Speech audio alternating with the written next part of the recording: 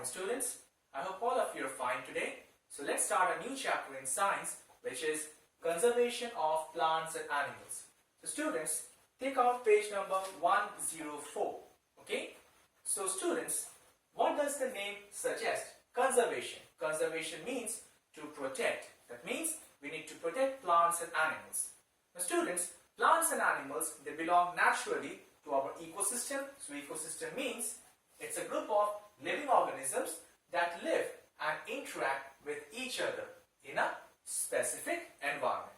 So plants and animals plays a major role of maintaining our ecosystem. So according to United Nations Environmental Program, students, there are more than 13.6 million species of plants, animals and microbes on our earth. Okay? So as we are human beings, so we depend mainly on plants, animals, but why? We need food, we need housing materials, we need medicines for clothing purposes, etc. That means we are more often or not using plants and animal resources, as well as we are not thinking of them, okay? We are not protecting them and we are just abusing them. So sooner or later, the time might come that these plants and animals, they become extinct, okay? Now, the term is biodiversity. It means it includes a variety of biological landforms like air, land and aquatic ecosystem, students. Now, ecosystem comprises of two things. Number one, two components, that is biotic components and abiotic components. Biotic components belongs to all living organisms, that is plants, animals, microbes, human beings, okay? And abiotic components are the factors on the basis of all living organisms adapt and all living organisms, they live, okay? For example, soil, water, climate, etc. So students, biodiversity includes all life forms that make up the natural world of our environment. So we can conclude that it is the occurrence of various number of different types of organisms and they adapt to different climates, environments, they live on different areas. So all these things comprise of biotic interrelationships. Okay? Now, the next topic is the reasons of the loss of biodiversity. So there are many factors for the loss of biodiversity, but first reason is the deforestation, students. What do you mean by deforestation? Deforestation means clearing of forests and using the land for various other purposes. Now students, when vast amounts of land are cleared, that means it not only cleared the trees, but the habitats of animals, many organisms, they often get destroyed. Now, due to this loss, these animals are not able to survive on that typical habitat, okay? As because those environments are not suitable for those plants and animals.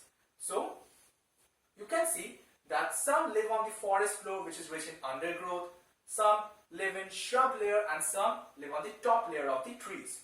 So students, food chains, they often get disrupted as a result of imbalance in the population of various species. Okay? Now what are the causes of deforestation, students? If we cut the forest trees to obtain the land for cultivation, then all the plants and animals who are living there, they will get destroyed. Okay? Number two, to get the land for building houses, factories, roads and dams, we want to build roads, we want to progress day to day, okay? So that's why we cut the trees. Number three, to obtain wood for making paper, for doors, windows, for making furniture, etc. To obtain wood, as because wood is used as a fuel, okay? So now what are the consequences? What are the effects of deforestation, students? If the trees gets cut, then what will happen? Number one, increase in carbon dioxide. Next, increase in the temperature. Pollution level will get increased and which results in global warming.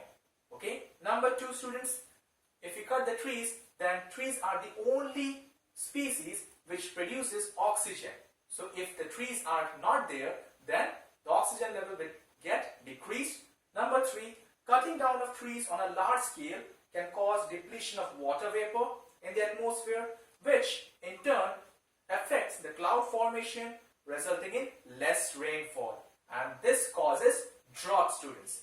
Number 4, decreasing less rainfall is leading to desertification as trees and plants dies. Okay, so fewer trees results in more soil erosion. That means the soil gets eroded faster. Now the top layer of the soil gets eroded away, and the rocky layers, which is less fertile, they will come up. Now due to this, students, this will cause desertification. Okay. Next is animals become homeless, and deforestation, students, decreases the water holding capacity of the soil, and that will lead to less fertility, less irrigation, and the crops will get damaged. Okay. And last but not the least, deforestation leads to change in soil properties, like nutrient will get diminished, will get decreased, and ultimately plants will not get sufficient nutrients, sufficient minerals for their growth purposes. Okay, students? So students, that's all for today. We will continue with our next class. So thank you for today.